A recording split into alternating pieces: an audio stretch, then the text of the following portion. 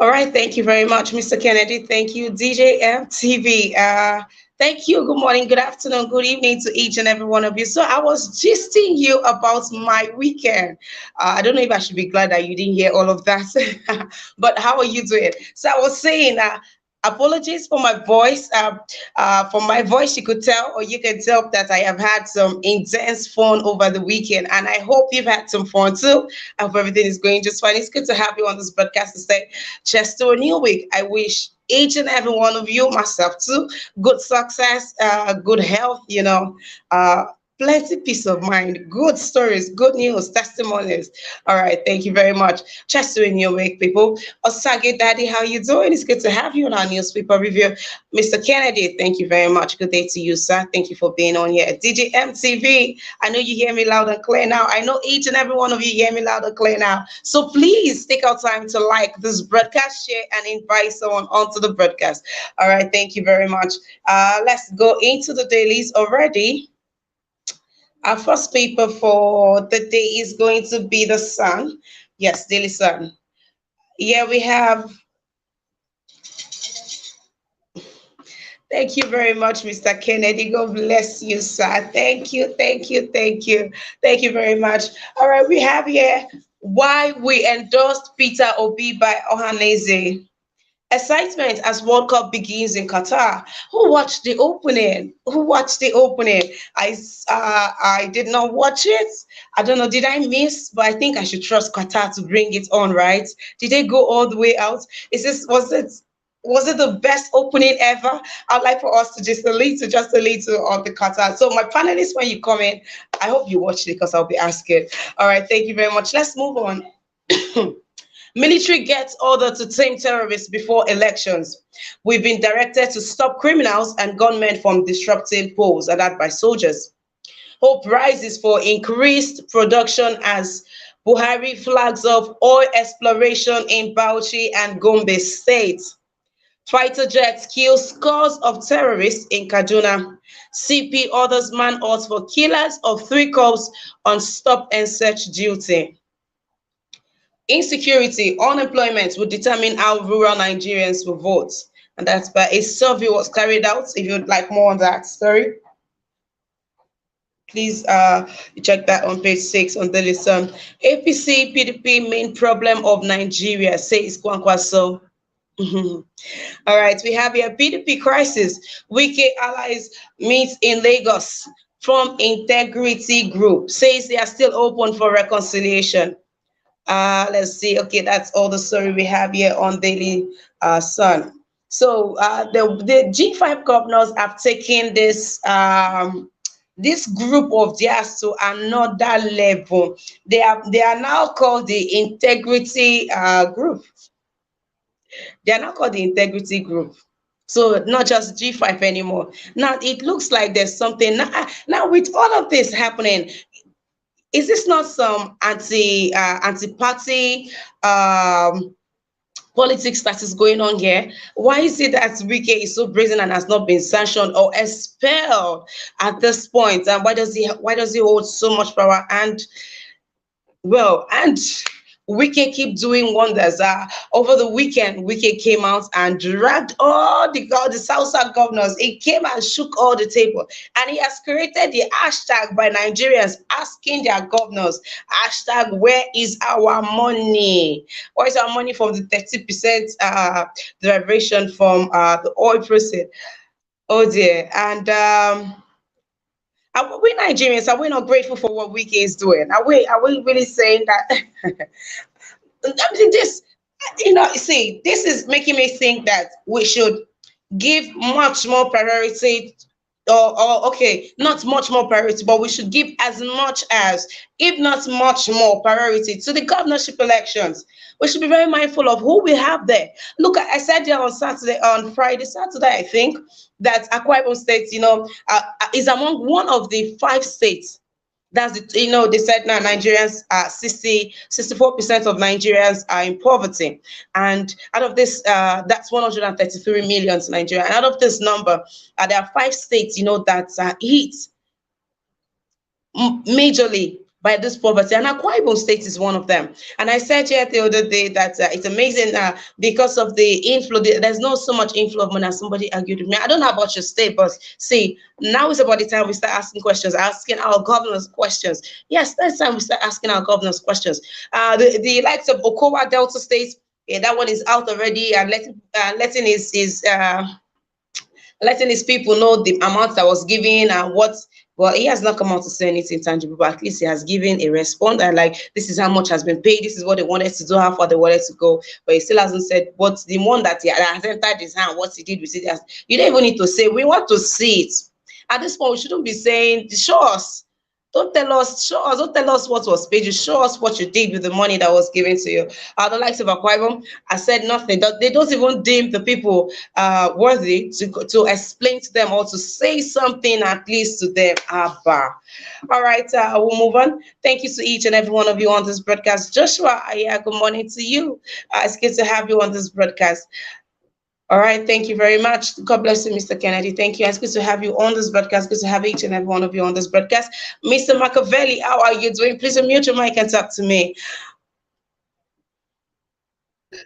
Hello, good morning, Mrs. Stima. Good morning to everyone and the concerned citizens. Thank you for having me, and hope you had a wonderful weekend. I did, Mr. Machiavelli. I had so much fun. Too much fun. Let's talk about, did you watch the World Cup opening yesterday? By the grace of God, yes, I did watch the World Cup opening, even if there was a lot of controversies surrounding the World Cup in Qatar. Even before, Um, yeah, even before. I think we'll talk about, the controversies, and I mean, we'll talk about that one much later. I want you to share your five highlights from the opening. Five highlights for you. Oh, well, the five highlights were the fans were very active, and the first goal from the Ecuadorian national team was ruled out because of offside. That was a very controversial because we didn't understand what were the offside. But the FIFA, the governing body, has invented another kind of technology where you can, even if it's an inch, it is classed as offside. So later they actually replayed it, and his legs was actually upside. So I think that is another great development, and also another thing that we all have to look up to. And the second one was the way, tournament like this, you got to expect something is impossible. You have the likes of Ena Valencia, who was the striker of the Ecuadorian, a former West Ham player, who is not playing back in his hometown, actually did a brilliant yesterday. I couldn't expect at his age. Valencia, he's still very much active, and what he did yesterday was he showed that he was a prolific striker, and he wanted to show that he still have a lot to do and carrying his nation forward. So kudos to him, to Ena Valencia, and also to the Ecuadorians who came forward from their own World Cup bid. And to the last but not the least, the Qataris, who were also, multinational, because you have the likes of Pedro, who is a born Portuguese and Qatari, who made his debut yesterday at the World Cup. And a lot of, people. We have Moise Ali, who is also Sudanese born, is Qatarian as well. So they're making Qatar, a prosperous nation by bringing their talent. So I give kudos to them. But most especially, the one thing I would have to say to the Qataris is, like, the controversy surrounding them is the likes of the one with the migrant worker, which they are not being paid. I just think it's a slap to the Qatari nation, and they should do more, because human rights, for me, I'm an advocate for human rights. I believe like injustice to one is an injustice to all. So I hope the Qatari will learn from their lessons and try to improve on the migrant worker. Thank you very much. All right. Thank you very much. But I would like to ask, were there no fireworks or something? Yeah, Uh, there was a fireworks, and also another interesting thing, we have I was Morgan Freeman. I was thinking we're going to talk about that, but you just went straight to the football. I was Mr. Machiavelli. All right, but thank you very much for your review on that. Thank you very much. And to smart. All right, it's moving. I whipped my hair. Thank you very much, Mr. Machiavelli. I'll come back to you. All right. I just wanted us to touch something else. Okay. Let's see what else we have in the news. So the military, they've gotten order to tame terrorists before elections. I don't know why this is an order. I don't. It's disturbing that we have here that the military gets order to tame terrorists before elections. What have the military been doing all along? Every time you guys are getting order to tame military, every time you guys are getting order to tame military, what have you people been doing? Do they give the order and take back the order? And so when the order is given again, it becomes, something. And really, this is alarming. This is disturbing. And you're saying that we've been directed to stop criminals and government from disrupting polls. And does this have anything to do with why they are invading some local governments in the south and and taking weapons from them, the guns? These are things that farmers and vigilantes used to use within their community, or hunters. But now these are being seen as weapons. This is something that we used to use as a means of livelihood. It's a tool for agriculture. Now, and you are expecting agriculture is one of our strongest tools here, right? And now you can't safely have these things anymore because the government now sees it as a weapon. So it looks like the government are protecting the terrorists from being. Oh no, okay, let me not say that. It looks like the government they are protecting the people that that those tools could be used on as a weapon. I hope I'm not trying to confuse you. I'm just trying to say that the government are protecting these people. Else, while these things used to be tools, agricultural tools, hunters use these things, but now these locals don't have guns, they don't have cutlasses because they are seen as weapons. And of course, what we once you only used as tools, we now use as weapons. It just showed that the government has failed in insecurity. Oh dear. All right, let's see what other story moving on. Yes, we have this big story from Bauchi and Gombe. The governor inaugurates or flags of oil exploration. Chances are that, no, right now it's more than chances are that if they are going to be throwing in so much money into this project, and hopefully there's a discovery, oil discovery in this state, and they are saying that this will make up for the shortage that we have. We don't have shortage. Against the 2.1 barrel per day that we are supposed to be producing, we are producing less than 800,000 barrels. So they are saying that this will help to augment it. No, sir. We are just if this is not fixed, if the oil theft and bunkering is not fixed, even these two states will not even be able to make up. It's just making it looks like, I say, when you look at this thing holistically, it looks like the common man, right? People who are doing everything right, playing right by the books, they don't get access to these infrastructures or these things. And then these ones who are not doing everything illegal, it's like the government have given them like a safe haven for them to be able to go in and out and scot-free. On Saturday, we took a story of a military man that shot a girl because he was chasing these people that buy from illegal refineries, and in Port Harcourt, I think in Rivers, yes, in Rivers, and he was trying to shoot at this, chasing the guy, and I mean, you're doing something illegal, and you dare to even shoot, you dare to shoot in the air, and it's an illegal dealing. For what? Say 5, 10,000 naira, depending on how many kegs this guy has on him in his car. And so it's a stray bullet that shot. Now the military tried concealing the story by going to visit the girl's parents with a consolidation fee of 150,000 naira. This is someone who they have trained from conception to birth to adulthood. This lady died a few weeks to her 25th birthday, and you think that 150,000 naira right now is supposed to do anything, of which they had spent over 400,000 naira. They have so much outstanding out there at the hospital. The military did not do anything to clear the bill, and in all they are going to give the parents. So you say it looks like you are shielding these people. The other officer that came out and said that his boss gives them, gives them limits. They have limits of numbers they should bring in daily. So you just have to bring 10 cars, everything possible to bring those 10 cars. That guy said it, and it was taken out of the force. People have done much worse, and they are still there. But this one that did, he refused to go down alone. All right, we'll continue. Do not forget the G5 governors have changed their name. They are now known as the Integrity Group. It looks like Wike and his team are taking this to a whole new level. All right, we'll continue. And we know Ohanaeze has come out to endorse Peter Obi. And the reason why they endorse him, I do not want to take the full script for you, but there's just something that he said there. I said that Obi symbolizes hope. And at this point, when I look at the way Nigerians converge, when I see the way people, you see men crying, you see men who now see that there is hope for their children, for themselves in the country, for them to rise like men and actually do things and be able to fend for their family. When you see them shedding tears, I say to me, I think that Obi is much more than hope to Nigerians at this point. And I only hope that the likes of INEC would do right by Nigerians. Let them. This is a defining moment for us as a country. Come next year election, and I hope that INEC are ready for once, maybe for once, to do the right thing. That's as much. Oh yes, did you see the story?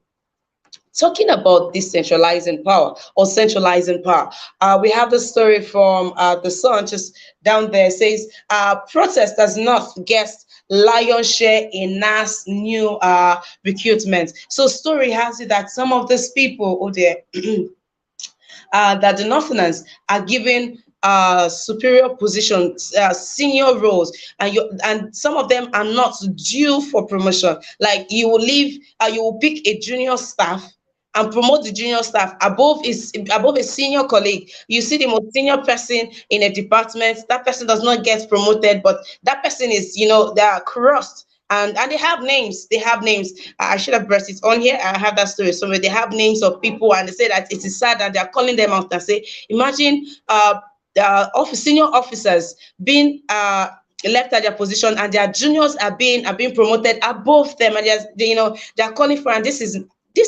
NAS, the National Assembly. Well, there's a huge protest on that, and I think all Nigerians should pick this story and let it move like wildfire as we come to. As okay, let's see how this goes. Let's see how this goes. But Wiki has even made Nigerians, and this is the problem that they have with PDP. They're saying the presidential candidate is a northerner, the chairman is a northerner, the vice is a northerner. That it shouldn't be so. That they should centralize it now. We are having it in the National Assembly. We still have to deal with the fact that majority of the names on our ministerial list are Northerners. Are we going to say you are being tribalistic? No, we are stating it as it is. Those we have other people from other places. Are you saying that the best brains are only from there? Other people cannot, take this position. All right, so we'll continue. Let's see what we've taken all the stories so far here. Really welcome to the broadcast. Thank you for being here. We'll move on to the next story, and that's the Punch. On the Punch, we have pro-fire me lawmakers plotting my removal, and that's by Ekiti Speaker. Stalemate.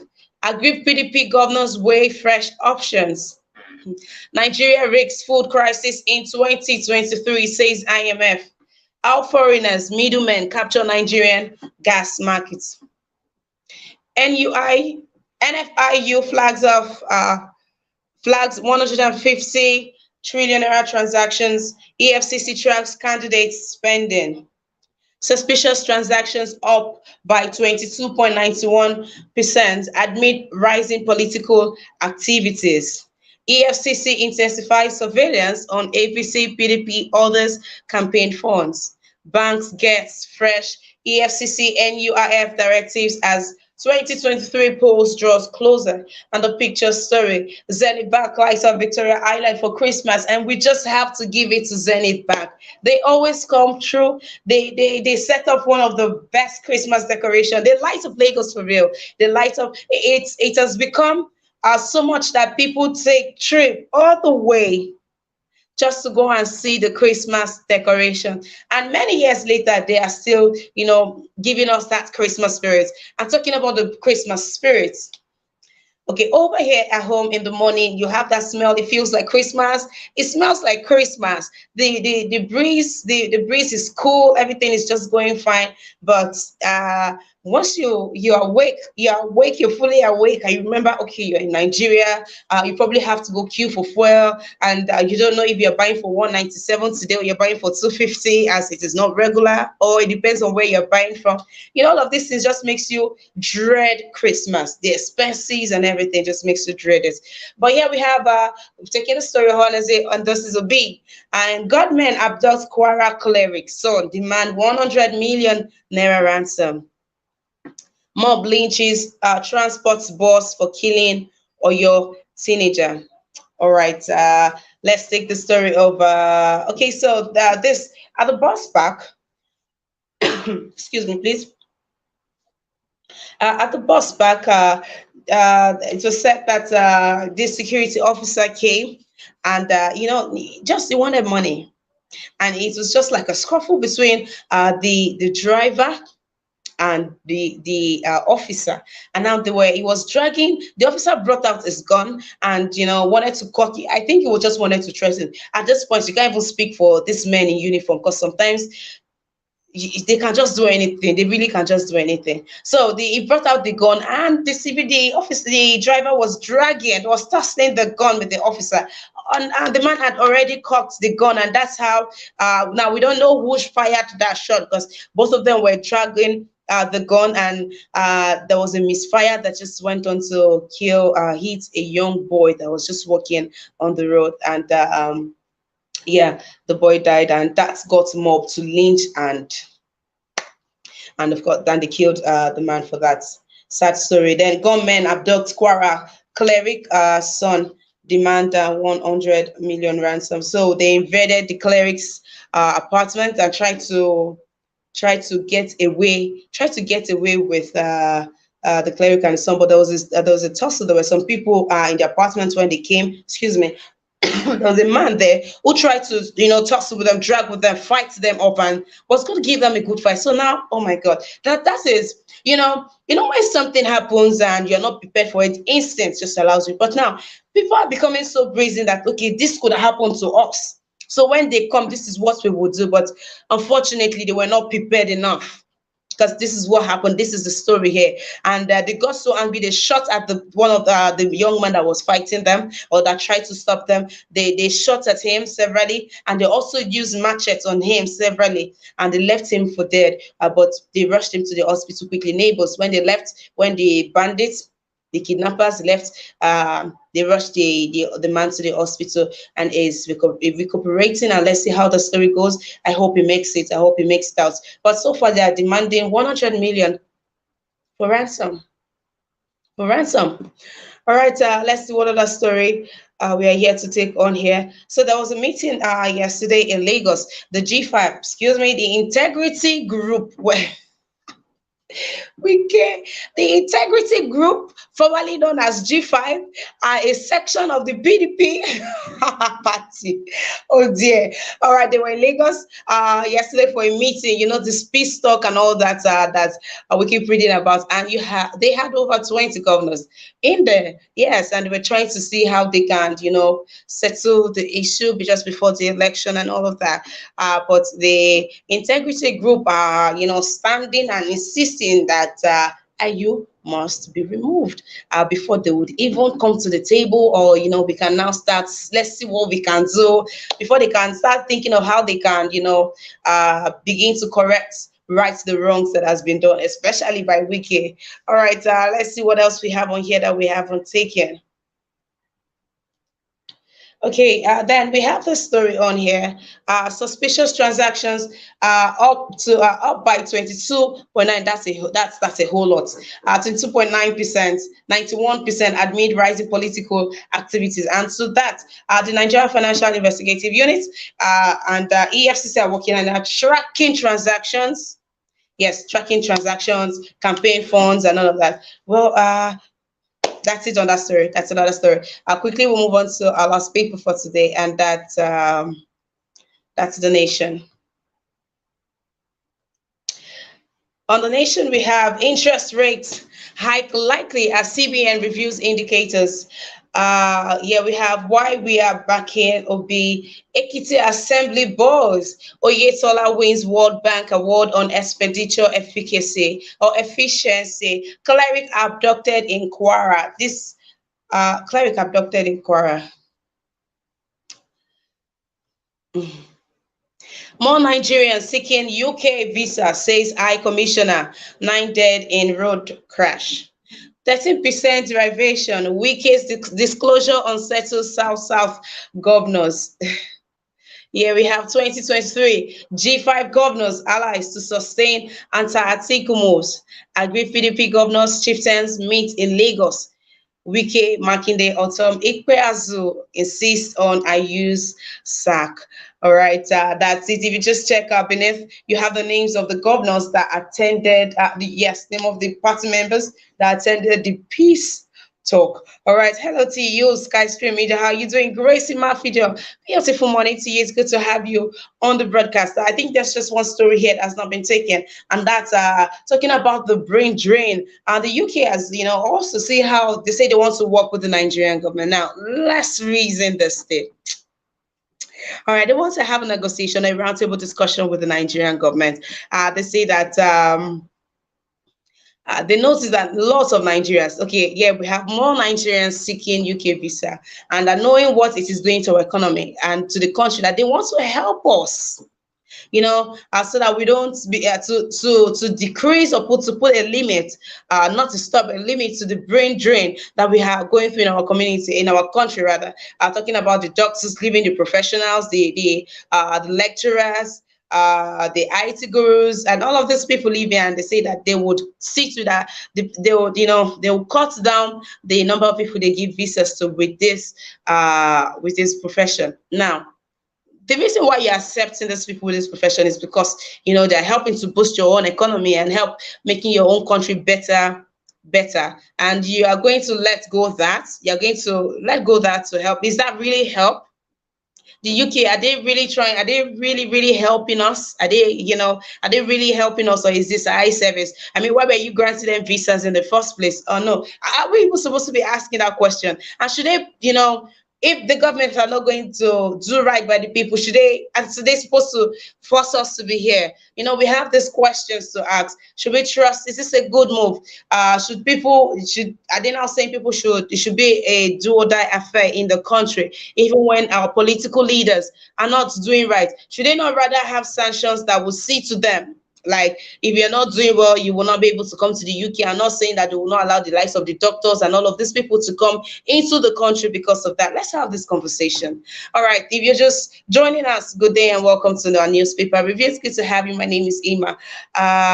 Thank you for being here. Do also please, if you are yet to, and on the comment section, please say something to us also on the comment section, and take our time to support us by clicking on the dollar sign to the right on the comment section. I want you to quickly turn on your notification bell if you haven't. We are having the chat today, and we're going to be on fire on the chat today, so turn on your notification bell. Today I will not beg you. So if you like it, turn on your notification. No, I'm begging you. Turn on your notification bell. All right, Brother Nice. No, Brother Nice is not here. Brother Nice, how are you doing if you're watching this broadcast? I hope you're well. All right, you're on my mind and on my lips. So do well to join me on the broadcast today, any of them. Mr. Machiavelli, I'm back to you. Let's review the papers. Well, thank you very much, Mrs. Ima. I'm very grateful for that. First of all, I'll touch the light what you just said, the last one about the UK having to sit with the Nigerian government about how they could reduce this, population moving to us. Well, I think one thing. I think we sounded this alarm before this whole thing started enveloping them, because when we told them that there are a lot of Nigerians leaving the country because one, there's insecurity, the economic instability, and high cost of living, the inflation, and so on and so forth. At that time, the Nigerian government thought it was a joke, because you cannot have people. You just made mention doctors, a lot of people who are professionally skilled workers leaving the country. That is not a plus to that country; it's a minus. So the UK is now having to sit down with the Nigerian government, because the UK, they all want this kind of people coming into their country to improve the economic standard. Now they have gotten enough. So what did they do? They're not trying to tell you, we can now settle your ground. At that time, they were not satisfied. Now they are satisfied. That is why they are coming back to you to tell you, we've had enough. We can help you process it. It's a game. So they are also trying to make it a way that, okay, we are going to cut down the amount of student we give, people we give visas and stuff like that. But are the Nigerians going to stop? The answer is no. Because when the injustice becomes a law, resistance becomes a duty. Like I always tell you, the Nigerian government, are they trying to help to build the economy? The answer is no. Are they trying to help the youth, the grassroots, the youth empowerment? They are not doing anything. So what are they going to do? The Nigerians themselves, they are going to seek other nations. They might go to Canada, they might go to Norway, they might go to Sweden, they might go to Australia, they might go to New Zealand. So we are still going to be losing workforce. The sense is that the Nigerian authority, they are not trying to do what is right. And that goes to where you said Buhari is trying something, the oil in Bauchi or whatever, in one of those two northern states. Now, if you are doing that, it shows that you guys know what you were doing. In the Niger Delta, this oil has been stolen. Up to today, no investigation, nobody has been arrested. Everything is going down. Yet you say that Nigeria don't have enough. Now you want to go and boosting the one in the north now. So what are you trying to do? What are you trying to do? You see, this is where we continue to talk and they will say, these people are talking because we are hitting the nail on the head. Because you cannot be doing one side and let this side thrive, whereby others are dying. Now look at the little girl, the girl that was just shot because somebody, trying to steal or whatever they call. But one thing you have to ask yourself, who created all this mess? Government is involved. Just like Obi said, if somebody can bring a ship into your water without the Navy knowing, then there's a problem. Then you will know that it's a failed state. Now look at our soldiers. Now our soldiers are now beginning to say, go and stop this bandit. Try to make sure that the election go well. Now, ask yourself, are these soldiers, these gallant troops that we have since the Sambisa War, do you know the kind of trauma these people have been? Some might have post-traumatic stress disorders. And we don't even take care of them. Some of them who died, how are you taking care of the widows? How much are they being paid? Are they being given equipment? So all these things we have to put into consideration. They're not giving them more burdens now to do. In a country where you see you have police, you have a mobile police, you have a lot of forces, but you are still having to create a vigilante. That is a failed state. It's a total failed state. You cannot. That is why Nigerians, you don't want to improve. You want to start loading a lot of people who are still putting you into that jeopardy. And this one will go back to the 5 governors who are trying to make their own saying did you just say they are progressive group or what they call? You see, a lot of people are going to come after me. I do not care. With the way you see it, this is my presentation. If you are not seeing it on my own side, you can see it on your side. Everybody's entitled to their own opinion.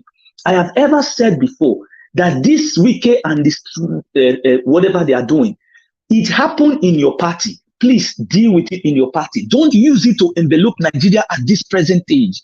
Because now, nothing is being said now. We are crying for a solution. These people are already bringing their own. Before you know it now, they will create another political party saying they are not the savior of Nigeria. So I told you there is a cloud within these people. Something happened in your party. It's okay with you guys. Because this is the same Wike and the rest who pledged in their primaries that whoever emerge as their leader, they are going to stand by it. Now everybody's coming back because it's not favoring you now. Everybody wants to start trading blows. But in the sense, while trading the blows, you are equally confusing the Nigerians who are trying to work for a better change. This is I told you these people have an arsenal. Mr. Makapeli, please round off your submission, please. So yes. Move on. So what I'm trying to say is, Nigerians, you have to stay focused. You are on the cusp of having a change, not to do with these people. We must be focused and not to get this distraction from these people because they are trying to say we do well, we are working well.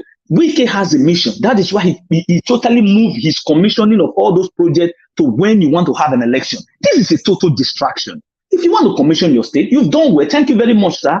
That's it. Don't use it to confuse the Nigerians who are actually suffering right now. Thank you very much. All right, thank you very much, Mr. Machiavelli. Thank you for your submission. Mr. Kennedy, how are you doing?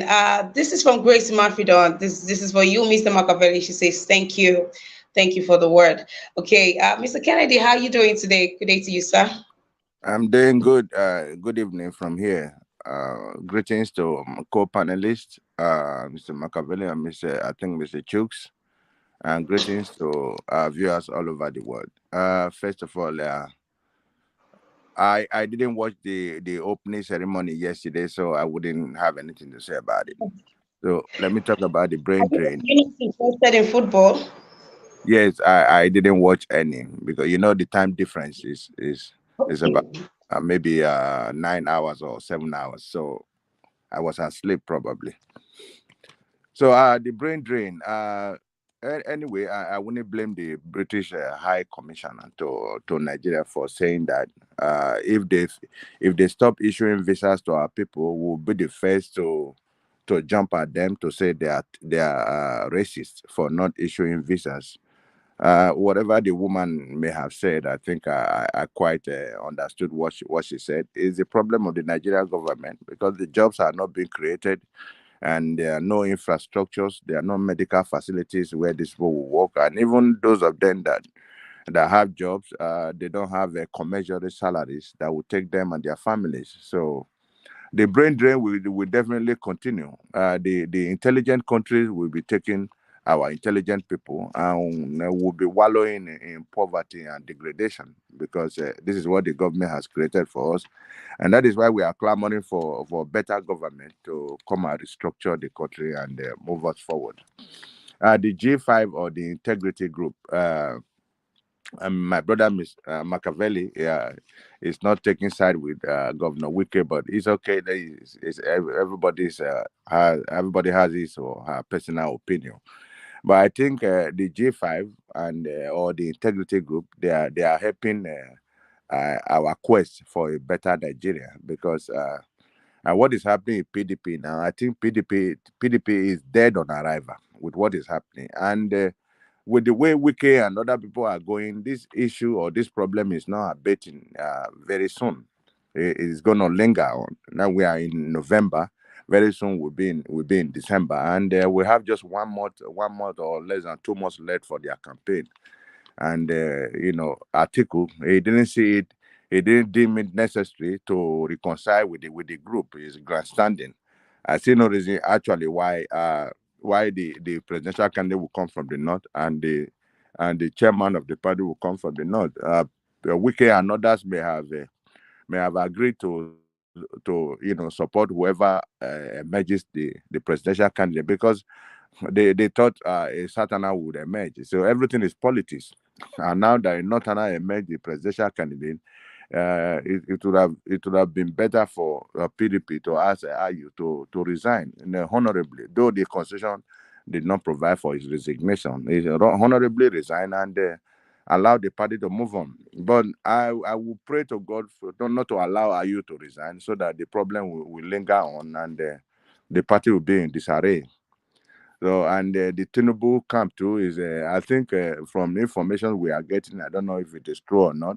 Even I'm sorry, Rotimi Amechi and the midget in Kaduna, they are already clamoring, probably secretly, for Tinubu to just get out of that place because Tinubu, we don't even understand the language. We used to understand to some extent, but recently we don't understand anymore. Bolaba, whatever. For me, I find it difficult to understand what he's saying. And he said his children are, explaining to him what is happening in social media and all that, and people are insulting him. So I'm happy that he knew that he's been insulted. So if you are being insulted and you want to rule people that are insulting you, why would you be interested in ruling people that are not interested in you and people that are demonizing you? I think those two parties should be dead on arrival. If there's no rigging, I think it would just be a walkover, a walk in the park for Peter Obi.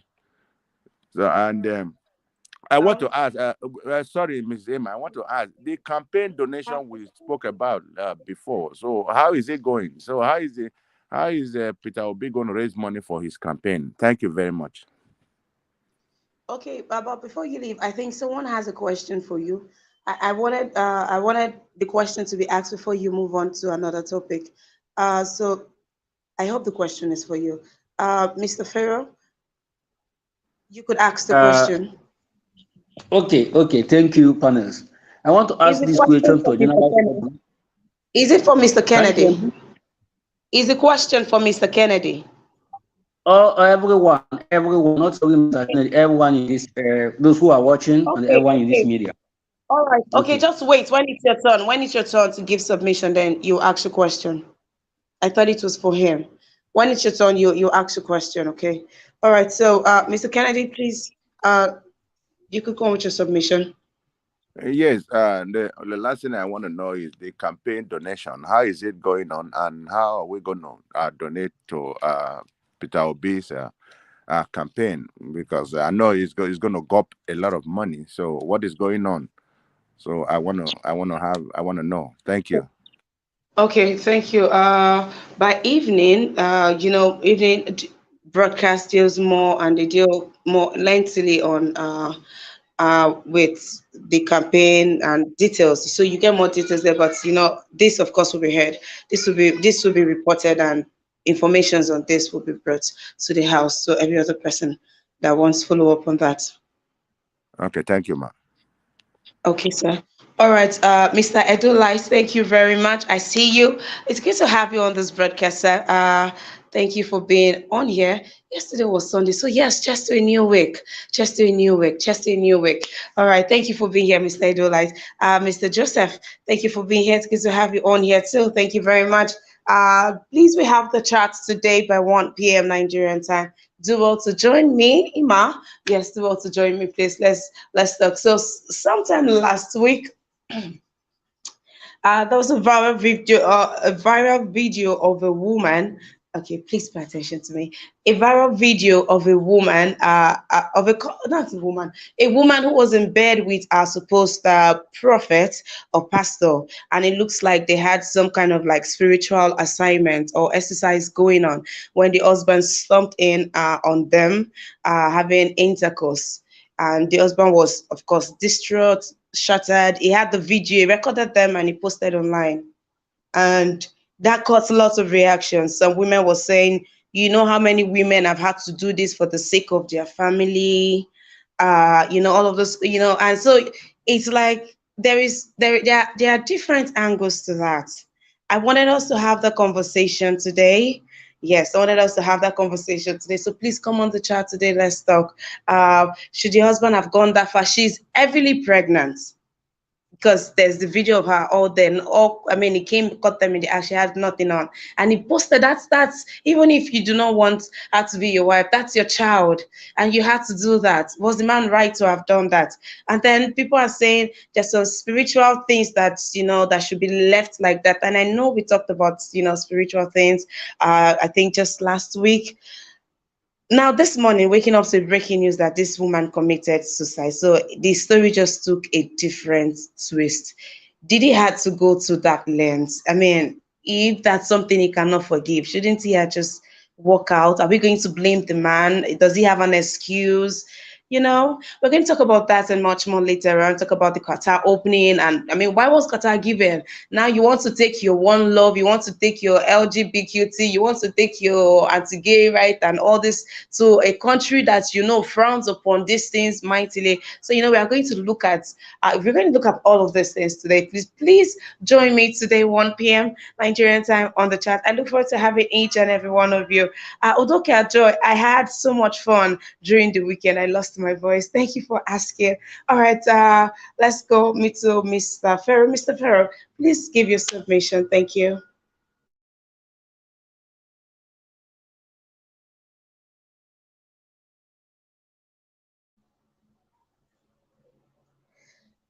Okay, Mr. Farrell. Okay, I guess I will come back to you. All right. A big thank you to each and every one of you on this broadcast today. Thank you very much. Otoka Joy, thank you. Samuel Olaka. Samuel Olaka says, Wike has no integrity like Atiku. All right. And okay, let's see. It says Wike is paying for his smartness. Wiki wanted to be candidates rather than support the South East or the Southeast. Atiku is paying Wiki with his own coins. Lesson: cheating another as a payday. Atiku did good luck, Jonathan. So all right. Come on, listeners, though, right? Okay. Looks like we have Mr. Farrell back with us. Yeah, I'm here. I'm here. My question goes to everyone concerning the African poverty. Can you hear me? Yes, sir. Can hear you loud and clear, sir. Okay. When I look at Nigerian politics from the day independence till now, there's not much improvement in Nigeria, not only Nigeria, in Africa. Why is it that any country ruled by black man, there's no forward in that country? Aside from Nigerian politics, why is it that any country ruled by a black man, from Africa to the Caribbean world, because I have studied so many African countries and the Caribbean world, why is it that any country controlled by a black man, corruption, exploitation, and brutalism in that country? Because I have studied the black nation. I find that where a black man is ruling, a country that's ruled by a white man is far better than that country.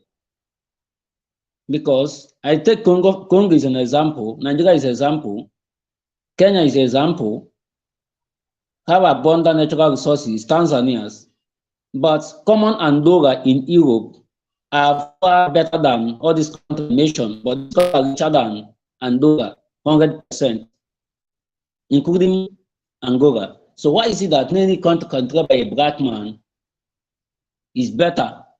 We say Rwanda is better.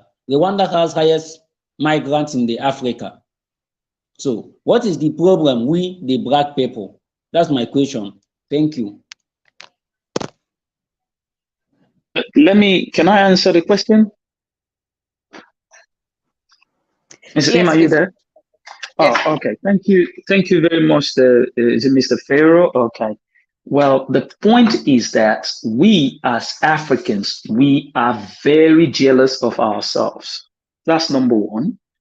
Two, we have a very we tend to make other people look like slaves to us just because we are already at the tip.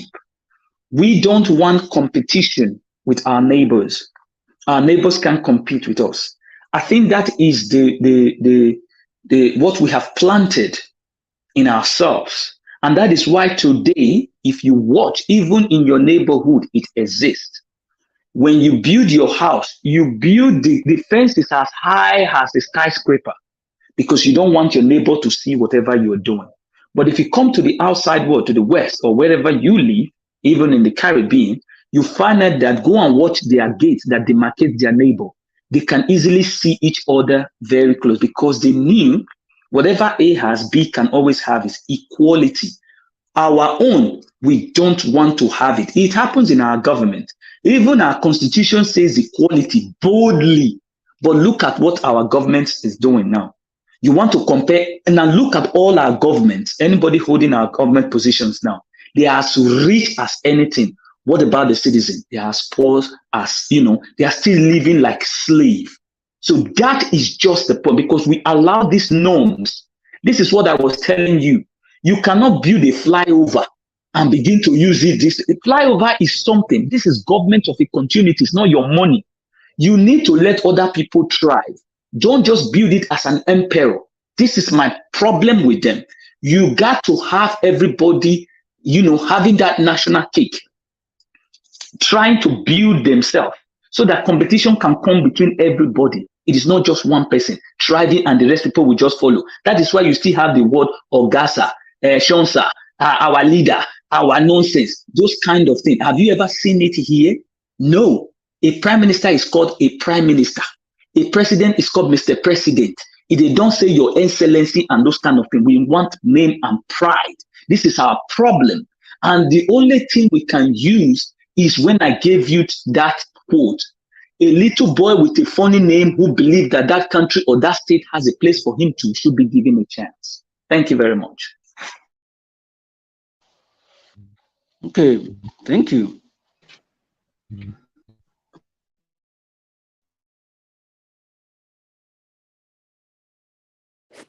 Are you satisfied with his answers?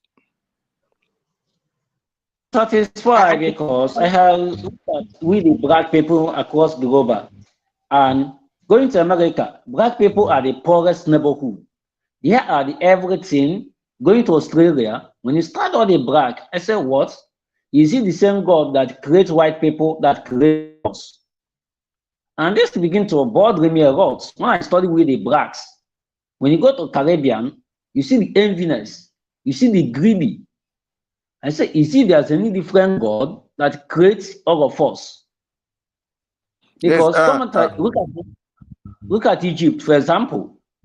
When you compare European nation, African country compete with European nation, you use an Egypt, Morocco.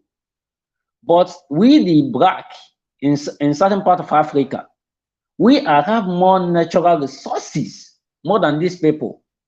And I begin to say, are we black cause, or there's any other God that created us in different dimension?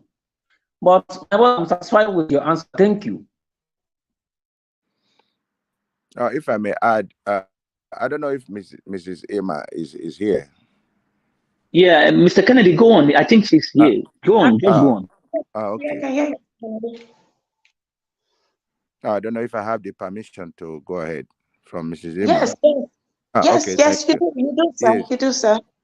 Yes, my brother has asked a very, very pertinent, very vital question, and the same questions we are asking all over the world. For me, I think it's because of the colonization.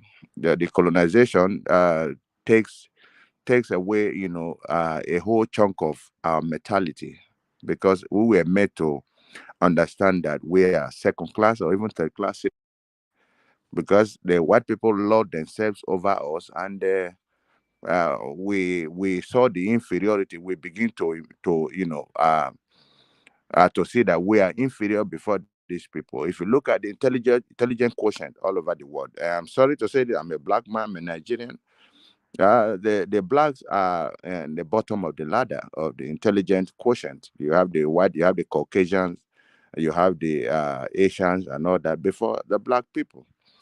And this spirit of enviness is in every black man. Black people, they envy each other, is probably because of the colonization. When we were colonized, we had two types of black people. The I think the house nigger and whatever, the feed nigger or whatever, and people began to fight themselves. I'm doing business, and I've quite experienced that not only African blacks are wicked, blacks all over the world, the American blacks, the Caribbean blacks, every black people, they are wicked people. They are the people that do not patronize black businesses. The Japanese and white people, they are happy with you. They patronize your business.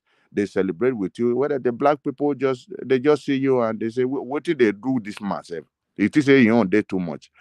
So that spirit, I think that spirit came from after colonization, and every black man wants to survive.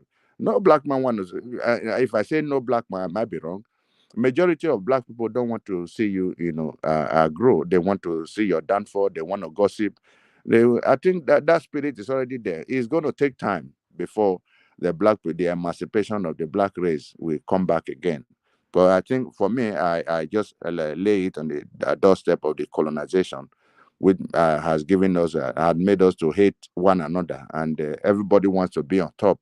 And you see, all these are politicians, when they steal money, they steal the money that even a whole village, a whole city cannot even finish in centuries, because they feel very downtrodden, and they want to save money for their families and their great grandchildren and all that. So there's a problem. Your question is very right. I think is we all have to work together to make sure we emancipate the black race. There is a problem. It's a problem. Thank you very much. Miss Ima, I want to quickly just 1 minute for me. When Mr. Kennedy said colonization, with all due respect, sir, I totally understand where you're coming from. I totally understand where you're coming from, and I respect that you brought it to us now. I think this thing called for a more. We need to speak more on it. The reason I will not agree to that colonization is one: colonization got us either yes or no, true, bad, or good.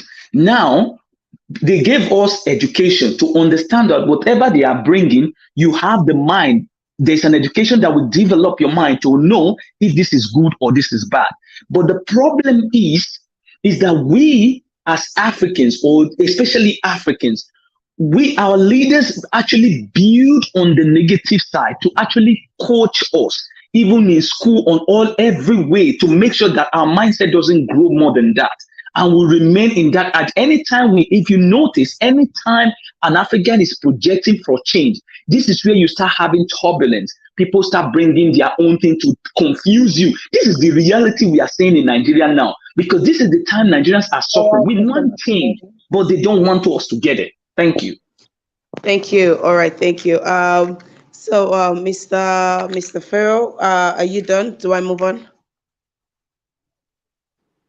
Yeah, we can move on. You can move on. I'm done. Okay.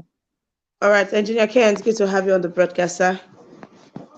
Good morning. Good morning, sir. Good morning to you. Good morning, my co-parents. I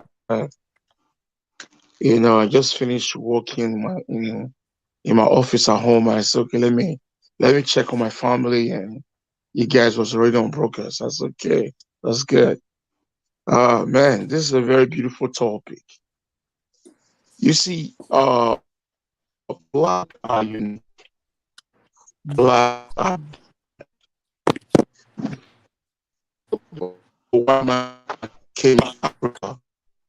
Africa was existing already. We're existing already.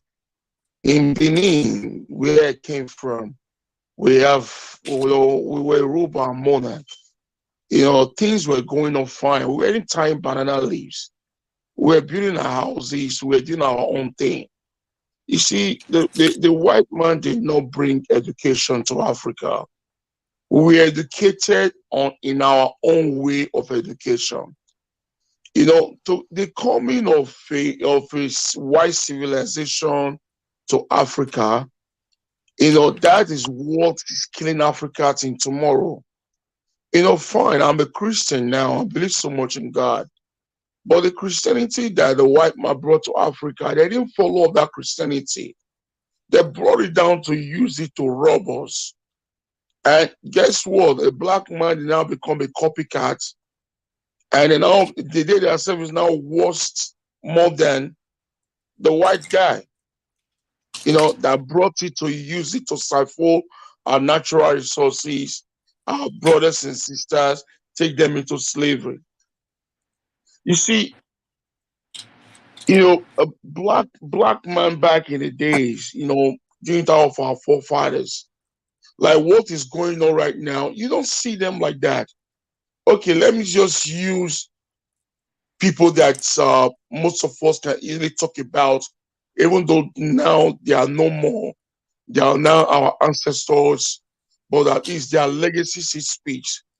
People like Samuel Ogbemudia during time of the Midwest states. Those people, they were afraid. They respect the monarch. The tradition was strong. They are afraid to loot, and they are afraid to dupe. Every month or every 3, 4, 5 months, they go to the palace and inform the king. They give orientation to the king and let the king knows this is what they have done. This is how far they have done. This is what the money that came in. This is how much they have spent. And as they are doing it, they're also televising it, letting the Nigerians, letting the the state people know what they are doing. But the more of Christianity to Africa, the more of this civilization that we are talking about, the moral values start dying. That's the problem that we have right now. We have no moral value anymore. You know, one of our brothers just now quoted about Black Americans. It is true. You know, when you come to the Black neighborhood, you know, the council man in that Black neighborhood, the mayor of that Black neighborhood, the same allocation that they will give to them in the white neighborhood is the same allocation they will give to them in the Black neighborhood. But the Black man, that Black mayor, that Black man that is in charge, will use that money to go and buy Cadillac. He use that money to go and buy Gucci bag and shoes. He will use that money to take his fiancée or girlfriend or his baby mamas, take them for exclusive vacation. You know, you see them flying flying first class and business class. All their luggage are all Louis Vuittons. Why the neighborhood that they are representing as the mayor, the people they are dying and they are suffering. But if they give that same allocation to a white mayor in his own neighborhood, he or she will make sure that he spend 99.9% money, that money to that neighborhood. He will make sure he grow the neighborhood. He make sure that neighborhood is being safe. You see, there's a problem with Black race. We are our own problem, not a white man. We are our own problem. So we should know. Black Americans will blame white people. Black Europeans will blame white people. So let's call the chain. Let's call the spade a spade. You know, we are our own problem. It's not a white man. It's not a white man. Look at what we're passing through right now in Nigeria. Is there a white man there? Every trillions of dollars that these guys have loaded in Nigeria, where is that money? The money is in Western world. You know, it was a white man that came to force them to take the money back to the Western. No, it is Black. There is something wrong with Black race. I believe when God says that he made a mistake of creating humans, I believe he was talking about Black. Because one day I sat there, I look at Black race. I've been all over the world. You know, Black Australians are suffering. Europeans, Black in Europe, Black in Caribbean, Black in Africa. Anywhere there is a Black country or continent of Black, there is no development. One man want to own the whole street. Okay, just look at this Ekuramandu, this Igbo man that is in prison in London, that senator. He has more than 400 homes. You know, has over 10 houses in London. You know, has over in America about 5 or 6 houses. In Nigeria, you can't even count it. You know, my father normally says that if a man to sleep more than one room at night, you know, that means that man is crazy. You have to go see a doctor. So building all these houses, empty houses like that, wasting all this money. You know, it doesn't. Look at Black mentality. You know, the other day now in our platform, in Nigeria's platform, one of our brother posted this guy, Senator Dino Melai, flashing all those expensive watch. You know, he's so lucky that it's not our time. You know, back in the late 80s and early 90s. Well, be our time. That house will go burn him. Do you know how much is one watch that he has there? Those watches, if you can do the price of the whole watch that guy was flashing in Facebook, that watch can feed a nation. The price of those watches, those are destinies of people. You know, All right, maybe Engineer if Ken. you wear, yeah, hello, can you hear me? Yes, Engineer Ken, we have to move on, please. We're rounding off the broadcast. All right, thank you. You know, so these are the problem that black nations are facing. We are our own problem, not a colonial master. They did their bit already and they're all gone. Right now, we are our own problem. We are our own problem. Thank you for my time. Thank you very much, Engineer Ken. It's always good to have you on the broadcast. Thank you very much. Thank you to Mr. Vine Maxwell. It's good to have you on the broadcast. Madam Rita, I see you right here. Thank you. It's good to have you. Samuel Olaka, how you doing? Thank you for being on the broadcast. Thank you. Thank you very much. Michael, welcome to the broadcast. Oh, Judge Busher, it's good to have you on the broadcast. Asemota Bright, thank you for being on here. The Progressives, Angie, thank you so very much for your donation. God bless you. Cheers and happy new week to each and every one of you. If you are yet to donate to the broadcast today, Habba, it's a beautiful week now. Show some love, please. Thank you very much. Do also join us today, 1 p.m. on the chat. Yes, join us 1 p.m. on the chat today. We've got two topics that just please do also join me on the chat. All right. Thank you very much. Turn on your notification bell. Thank you. Thank you. Thank you. All right. Let's move on to Mr. Majid. Mr. Majid, good day to you, sir. How you doing? Emma, I greet you and I greet the panel. Can someone speak? I just returned from work, so let me just remove flow. Can someone else speak? All right. No problem. All All right, right. all right. Mr. Fuja, Mr. how are you doing? Good day to you, sir.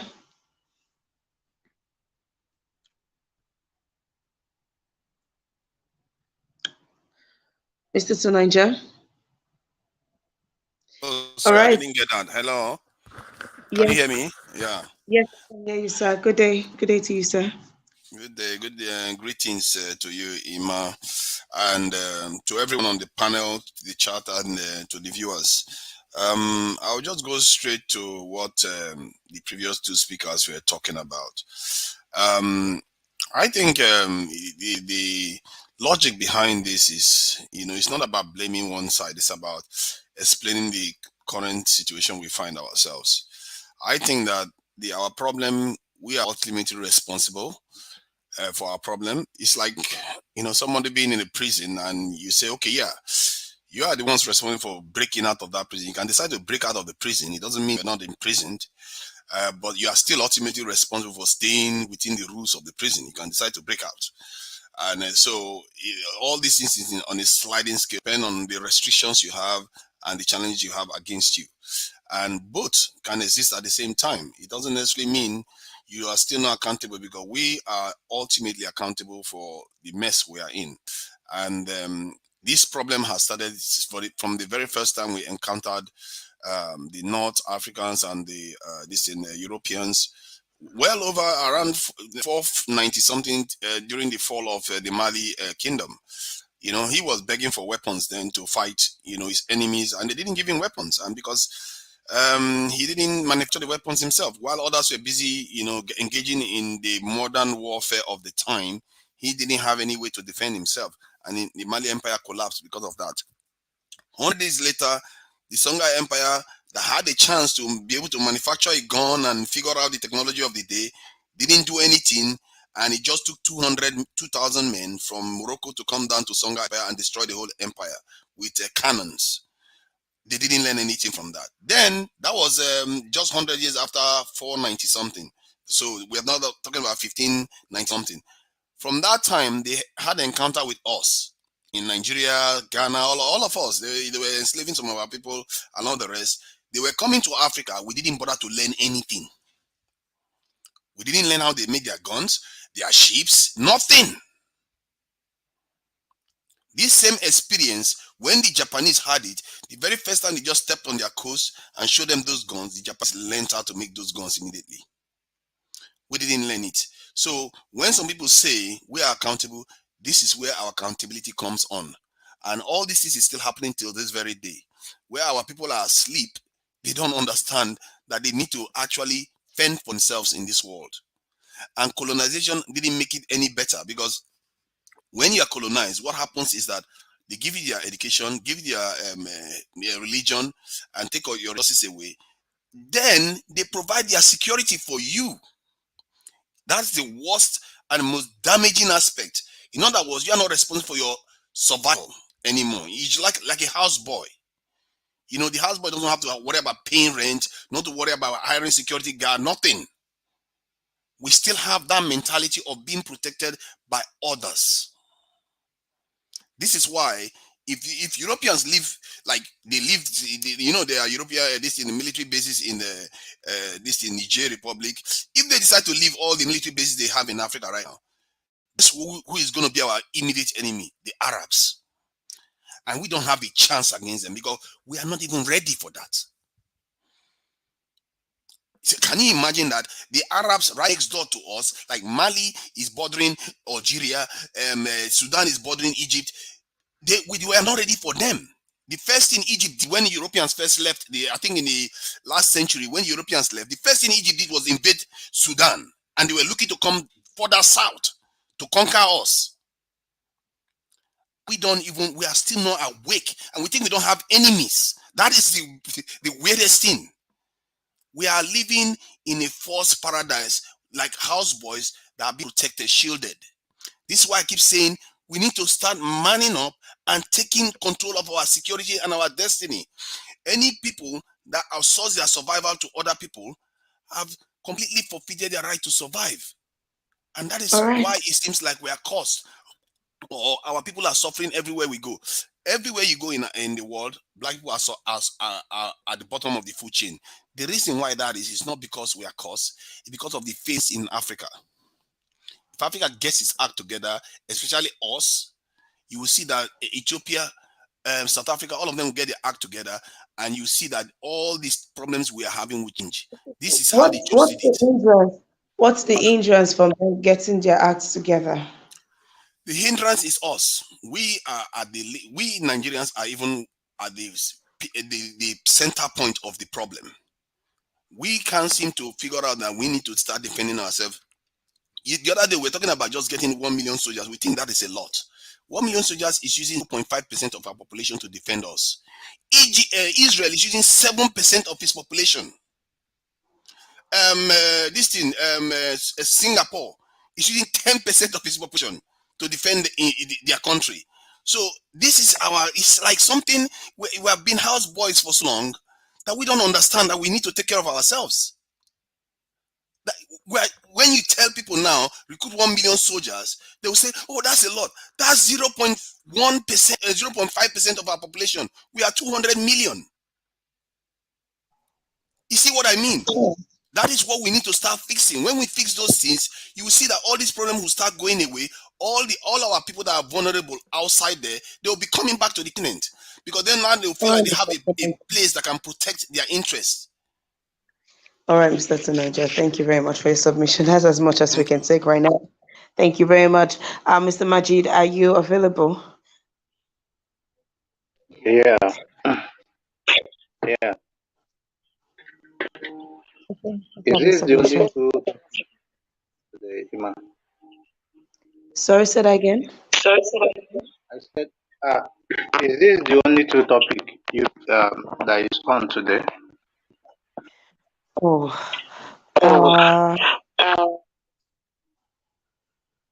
yeah, I guess. Well, it's okay. Let me not just bother you. It seems like you're stressed. Actually, I heard what other people said, their submission about Africa, black people as a whole. First of all, we have to ask ourselves, do we actually like our color? Do we actually proud of our color to start with? Because before you start blaming other people for whatever misfortune that has fallen Africa, first of all, are we really proud of our color? Because before the Europeans came, I'm sure Africa never knew there is any other color beside them. But after those people came, Africa started realizing that their color is not good enough for them anymore, which lead to most of our ladies into bleaching and stuff like that. First off, you have to for you to move forward, you have to remove that mentality of slavery spirit. Like we feel like those white people are more superior than us. For me, I see my color as the most beautiful color ever. Because there's a lot of things this my color cannot resolve, their own color cannot. So I see more of we rejecting our color and rejecting our culture just to embrace their culture so that we can fit in. Let me talk, no matter how you try to fit in, you can never be like them and they can never accept you. So first of all, we have to start appreciating our color, appreciating where we come from. Let's just an example start from Nigeria. Do you see Wike comments yesterday when he was? I think that was on the rally 3 days or 4 days ago. I think rally. Yeah, he said article said, don't vote for Yoruba, don't vote for Igbo, vote for me." So Wike was like asking himself, if article could not mention where he came from, that means article did not recognize him. So already he has failed to identify with his people just because of the north, south, east. What is south and what is south east? So when these people are putting us together like north, Yorubas, Igbos, they put both we south and south and southeast together as one. But it's unfortunately even our they reject that. They will tell you, no, we are not Igbos. But these people see you as Igbos. That is the fact truth. Even most of them in the north, when you ask them, where did Jonathan came from? Most of them will tell you that he's an Igbo man. Oh. They will tell you he's an Igbo man. So that denying your origin is the problem Africa has. Our leaders has done well by, you know, giving us more reason not to believe in ourselves. Because they still hold their allegiance, they still respect those people, they still go and pay homage to them. There's some countries today, white people are still ruling. Okay, what would you say when South Africa will be killing blacks and leave the white people that did damage to them? They will not talk about them. They will not harm them. But do you know the people they harm? They harm their fellow blacks. So that mentality has been there that it needs to be changed. And before it will change, everybody has to embrace their core. You have to accept yourself. That is the problem. We Africans, we blacks have to accept ourselves. When we accept ourselves, who we are, I'm very happy that most of them are accepting themselves. You can see most of the black women, the blackest one from Sudan, Sudanese, all those Congolese ladies. You can see them now. They can fashion, they can do model, they can do fashion with their skin color. You have to embrace who you are. That will change a lot. Thank you. All right, thank you very much All for right, your thank you submission. very much. My pleasure, Mr. Majid. Apologies to those backstage. We are out of time. We are out of time. Do well to join us by 1 p.m. today, Nigerian time. We have the chat. Today is Monday. Please do well to join me by 1 p.m. Nigerian time. Thank you very much. Thank you to each and every one of you on the comment section. Femi Bash, I see you. Uh, each and every one of you, thank you. Thank you for being on this broadcast. Mommy Diaspora, thank you, dearest Mama. Cheers to a new week. Cheers to a new week to each and every one of you. If you are just joining us, if you are yet to like this broadcast, please, take time to like this broadcast. Please, please, please take time to like this broadcast. And to each and every one of you that has donated, now only God will bless you now. Thank you very much. God bless you. God bless you. God bless you. Thank you. Please turn on your notification bell. I want to have each and every one of you on the broadcast today. So, as I said earlier, there was a trending video, a viral video from last week of a man that caught his wife and his pastor pants down on the bed, and it looks like while in the act, they had some kind of spiritual rituals going on. they had some things on the floor, like lights, candles, lighted candles, some pots and all of that around there. So you could tell that they were, well, now we don't, I would like to respect, because people have come out to say that there are lots of pregnant women that had to do this with their prophet, to undo some spiritual cleansing or something, and it has worked for them. Now, because they catch the woman, that the man is just not as spiritually mature. There is that submission. And there are some men that are saying, see, I will never understand. I will be like this man. It can never be me that will be mature. No man will be matured in a situation like that. Now, this is a woman who is, you could tell she was heavily pregnant, and he just filmed them pants down and posted it out there this morning, waking up to a story that the woman committed suicide, killed herself, herself and the baby, they are gone. And now pastor is still alive, husband is still alive, the woman is gone. And this woman, I'm sure, was trying to do stuff, for the sake of a family, the baby. I don't know. We don't know the backstory of whatever message was given to her for her to have, gone on ahead. And then, yes, we saw the beautiful, but as many that watched the opening of the World Cup yesterday at Qatar, I heard that it's the most expensive opening ever.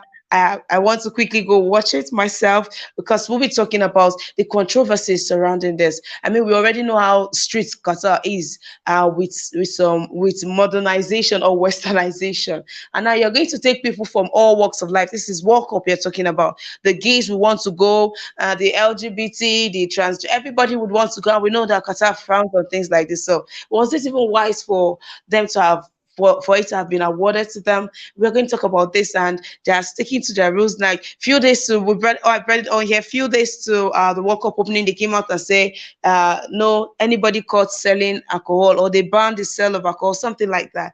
They started coming up. We started knowing some rules that these people. So we're going to be discussing all of that, and of course catching highlights, best moments of the World Cup opening. I hope that you've seen it. If you haven't, please take out time to do so. We'll discuss it. All right. Thank you to my amazing panelists for holding down the session with me. Thank you very much. Mr. Kennedy, I'll come to you for your final submission, sir. Sorry, Miss Zima. I am driving right now. Can you go to the next person? Thank you. Yes, sir. Okay. Let's have Mr. Farrell. Mr. Farrell, please, let's have your final submission.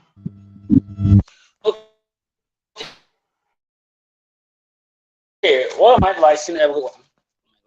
Can you hear me? Can you hear me? Yes, sir. Yes, sir. Can you hear me, sir? Okay. What am I advising everyone on this coming election?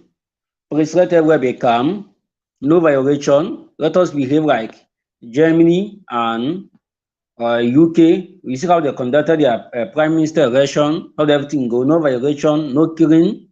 I'm advising every Nigerians, election will come and go. Person will emerge, and we pray that our candidate emerge as winner. And whatever happen, let there be peace and tranquility, because politics is game of interest. If we, the youth or the masses, destroy ourselves, the politicians will still unite. So I'm advising everyone to remain calm, vote, no violence, no destruction. Let us be peace and love each other. Thank you.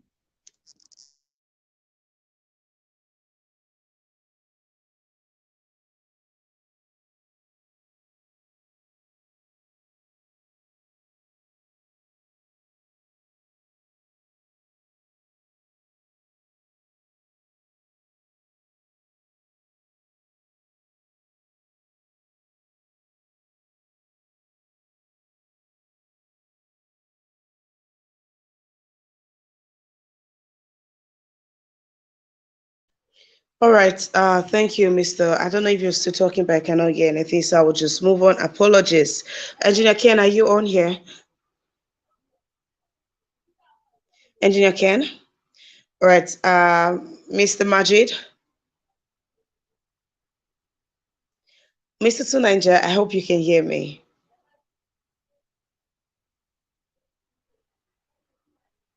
Yeah, I can hear you. Is it Ima Okay. or Am? Which one? Okay. It's Ima. IMA. It's Ima. That sounds like Calabar name, right? Akwa Ibom. Yes. My final submission, right? Yes, sir. Actually, I have nothing much to say, but I just hope that one day we can love ourselves more than we do right now, because it's really so bad that we blacks don't value our color. For me, I would still say that my color remains the best. No matter how they try to brainwash us that we are like monkeys, we are like that. Man, I don't give a shit about that kind of stories and the things they say about blacks. And moreover, sometimes I don't use the word black because when I look at my skin, I'm not black. Maybe some people can refer themselves as black, but I don't refer myself as black. So I think it's time for us to reject some things that was given to us without us giving it to ourselves. We just ask on certain things when we didn't even shape very well the meaning of those things, and we just embrace them because people that call themselves white said so, and we just accepted it. So I just want all blacks, accept yourself. You know, accept who you are, embrace yourself. When you do that, that's only when you can find confidence. When you embrace yourself, you find confidence. But when you don't, you always remind there's one story that I watched 2 days ago. It was a Korean, yeah, South Korean girl. I think South Korea. Yeah. She's a mix with Korean mother and black father from Congolese. So this girl said that when she was growing up, she got a lot of backlash from the media. Whenever she posts something, they will just comment, black is ugly, go back to your country. I think they say something that our IQ is very low. So, but when I look at it, I see it as envy, jealousy, because the young girl talking about, this girl she's so beautiful, All so right, beautiful. Mr. Magic. Please, your I just want submission. everybody to embrace themselves. That is all. Thank you. All right, thank you very much, Mr. Majid. Thank you very much. Yes, Lady Udoka, thank you for your submission. Thank you. Mr. Tunaja, are you on here? All right. Thank you very much to each and every one of you that held it down with me today. Thank you very much. Please do well to join me by 1 p.m. Nigerian time on the chat. We've got quite some issues to talk about, and I look forward to having each and every one of you on the broadcast. Thank you so very much. To those watching the replay, to you watching the replay, how are you doing? I hope you're doing fine. Cheers to a new week. I wish you good success. Yes, good health, peace of mind, joy, happiness. Right. Do well to join us on every broadcast, and on your notification bell. Subscribe to our YouTube channel if you are yet to. And what else? Do well to donate to our broadcast. Thank you. Thank you. Thank you very much. Madam Rita, oh, I was saying that I had quite an eventful weekend, so I lost my voice. In a nutshell, I was having fun. All right, thank you. So as many that has asked this question, thank you, thank you, thank you for the show of concern. Some amazing panelists. I'm saying thank you again to each and every one of you. I'm saying thank you again. I look forward to seeing you by 1 p.m. Nigerian time. Bye for now.